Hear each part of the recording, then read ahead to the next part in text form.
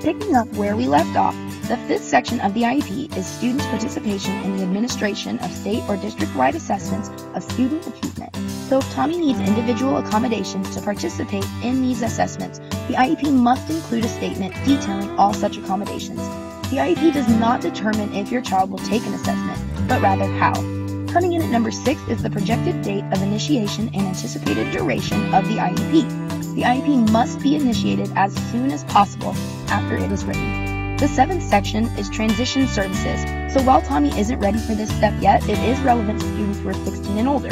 The purpose of including transition services in the IEP is to infuse a longer range perspective into the IEP process. And finally, the last required section is reporting requirements and measurement criteria to determine progress toward annual goals. The purpose of this is to inform parents and educators of how your child's progress toward their annual goals will be measured.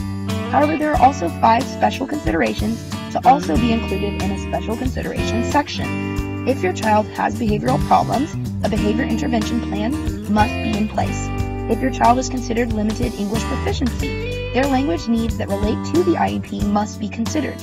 If your child is blind or visually impaired, the IEP must provide for instruction in Braille and the use of Braille unless otherwise not appropriate.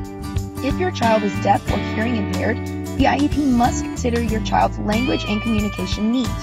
If your child requires assistive technology devices and services, the IEP must provide for it. Whew! There sure is a lot to know about the IEP process, and it can be daunting. But remember, Lisa, Tommy's IEP is designed to meet his unique and educational needs and to provide him an appropriate and meaningful education. So during your IEP meeting, it is everyone's job to provide Tommy with an individual roadmap that will guide and support him throughout his special education journey. Thanks for watching! Created using Powtoon.